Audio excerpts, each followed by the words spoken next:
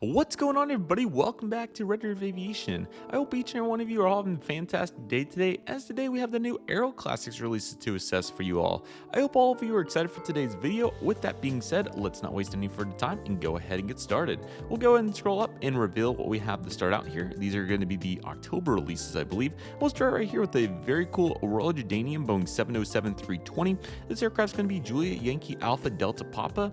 A very nice release right here. Don't get much retro representation from the region, so definitely I think a really great release here for them to continue to bring more awareness to that demographic. Not only that, but also just, for anybody that's interested in the aircraft, it's a really good one. So cool to see that for AeroClassics, a nice hot start. We'll go ahead and continue with another 707. This is going to be I think just Arkia, I think that's how that's said, not exactly sure, but anyway, this is going to be Echo India Alpha Sierra Oscar. So good looking aircraft right here for sure. I like the color on it. You got the blue, green, a little bit of, appears to be a black, but I can't really see it very well.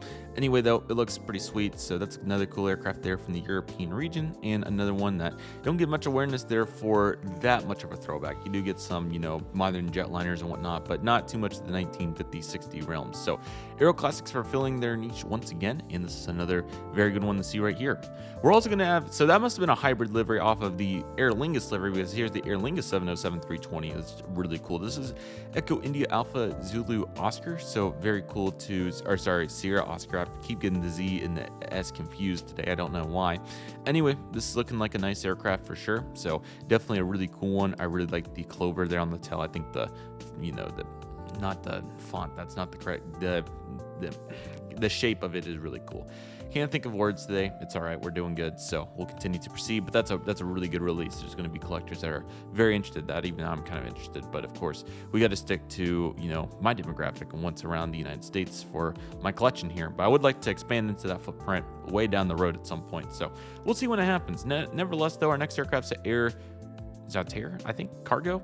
DC-8 is 54. Not every day we get one of these, but this is a 1-200, and this is going to be 9 Quebec Charlie Lima Victor. A very cool aircraft right here. Very rare to get 54 variants. We see a bunch of 61, 62, 63, 70, some 40s, and a bunch of the 20s, 21s, but 54 is not every day. So very cool to see this right here. I think they were a fairly successful cargo variant, but I think long term they mainly made the cargo variants out of the 70 variants. So in the 60s, of course. So regardless, though, a very nice release there from AeroClassics, and definitely will prove powerful for many years, months to come. And here's what was really going to prove powerful. So Continental Airlines double DC-1030 release. It's November 37078. Very, very cool.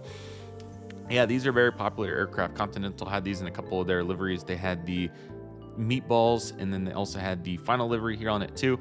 These proved powerful while they were in operation for Continental, so definitely a very nice looking aircraft right here. I always thought it was interesting how they cut off their tail there at the engine, but I'm not sure how else they do it. So anyway, though, very cool. Definitely a really nice release right there. Not a personal aircraft that I'm in need of. I would obviously love to get in a perfect world, but that's why this world isn't perfect. It comes with challenges every day, and that includes obtaining money, which is definitely not easy. So we'll save it for another high quality release that, I can definitely get as much value for as possible. However, we do get a really cool sub variant of the Continental DC-10. So this is going to have the Alitalia split livery on it. So it's November 68060. So it's this little sticker right here. You can see Alitalia, which is very cool. So there was a really cool relationship. Continental Airlines, surprisingly being a part of SkyTeam. I always want to say Star Alliance because of the co-merger livery, obviously, and what United's part of Star Alliance. But no, it's a Continental with SkyTeam. So it's really cool to see that competition for such a long time, with Delta being in SkyTeam and Continental. And then, of course, Northwest. I think it's okay. Northwest had to be SkyTeam, I'm pretty sure, because they had all that deal with KLM and Air France and all that. So, we had so many SkyTeam carriers for a long time, and now we're just down to Delta. So, monopolies from oligopolies, but that's exactly what we have here with the Continental Alitalia split. Very cool concept, though. Definitely really cool for anybody that has sentimental attachment there. So, it's kind of like those Aviate stickers or whatnot for us growing up now, but I'm sure somebody watching this video knows what I'm trying to get at with regards to its sentimental value. So it's very cool, and it definitely will prove powerful for those collectors. Our next aircraft, speaking of which, is going to be an Alitalia double DC-10, fittingly enough. So a nice little screen there, the trifecta. So this aircraft's going to be India Delta Yankee November Charlie. This is a very nice release right here. I think it's really cool that they put all these together because obviously there's a common theme with the partnerships. That's the middle aircraft. I'm kind of surprised that they didn't do what Northwest and KLM did halfway down the fuselage. Kind of some logistics to that, but again, it's always important to work together, and more airlines continue to do that.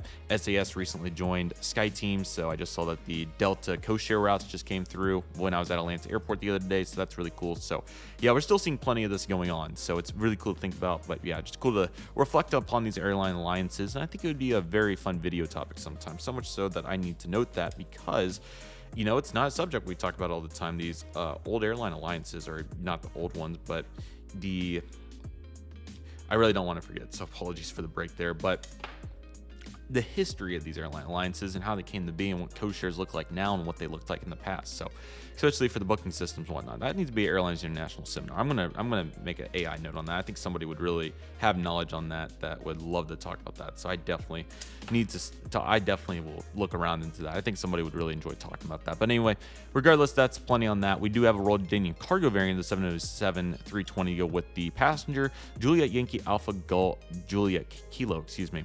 So yet again, another really high quality offering. So with this aircraft cargo variant, so probably it's the same tail number as the other one, but obviously it got changed from a passenger to a cargo. So it continued to serve purpose. Really cool to see that. I would love to see, I don't know if it would be logistically possible, but I know Alaska's done a little bit of it. Would love to see some of the legacy carriers at some point maybe take on, with cargo continuing to be a huge factor in aviation, especially with, you know, the online ordering world and how Amazon just took over. I'd be interested to see as we're going to need to transport more and more cargo, if a legacy carrier like American Delta or United would consider prioritizing older aircraft in their fleet and making them into cargo transfer aircraft. I know that's been done in the past.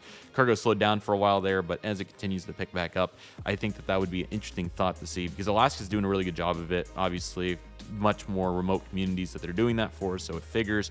But it would be interesting to see American take that on. You know, there might be a community that they could get a bunch of cargo demand to, and maybe justify a cargo aircraft for that. So obviously a bunch of room under the aircraft too, not denying that by any means, but just an interesting thought, because, you know, why not? So, but Alaska's done a really good job at that. They serve really great purposes with their aircraft and where they take those to the remote communities. So that's very cool. So that being said, we'll get into those next Phoenix releases in the next video. However, we do have two exciting AeroClassics aircraft to finish out this video, so I'll just go ahead and reveal both. They're going to be the same for the most part, with some hybrid liveries. So these are the consolidated F-27 on the left, and we have the Alaska version on the right. So we have November 2708 Romeo on the left, whereas we have November 4903 on the right. So this is a very unique F-27 example. Obviously, the F-27 was a very cool aircraft. Would love to get a Northwest one sometime, or one that would be able to be used in the model airports. So definitely interested in obtaining any sort of Fokker aircraft, because I don't have one. I don't think right now. I might, but I don't think I got one. So would love to get the F-27, F-50, F-80, F-100, really expand the footprint there for the variant. They're really unique aircrafts, and obviously, and how they operated. So yeah, definitely interested in that. But as you can tell, we got $39.95 for these, and it's still crazy to think that there are just a few carriers left in the world that operate these aircraft types. So definitely cool to think about, but we'll continue to explore all that as we move into the future. But yeah, very good AeroClassics release. Definitely the highlight is the Continental Alitalia DC-10, so that's really cool to see, and definitely induce some really cool thoughts. Definitely interested long term, you know, if continuing to obtain these cool AeroClassics releases, if they obviously make it to the secondhand market for about half the price or less. So yeah, definitely cool to think about. But Continental DC-10, very high demand planes, so really cool to see that. Continental was a great airline. I don't know if I had the opportunity to fly them or not. I don't think my parents probably could recall off the top of their head. Maybe we can go through some papers at some point and see if they did. I would be surprised if we didn't, but with how much my parents go to the beach, Mexico, and other places, so I'm sure at some point we flew Continental. But regardless of whatever the case is, it is fun to think about, and obviously really cool. So yeah, awesome to see this regardless though, and what an awesome release. So with that being said, that'll do it for today's video, everybody. Thank you all so much for watching. I want to thank each and one of you for watching. My name is Redriveraviation. Take it easy, everybody. Stay safe, trust process, do you love and love you do. My name is Redriveraviation. I want to thank you all so much for watching, and I'll see you all soon, as Redriveraviation is signing off.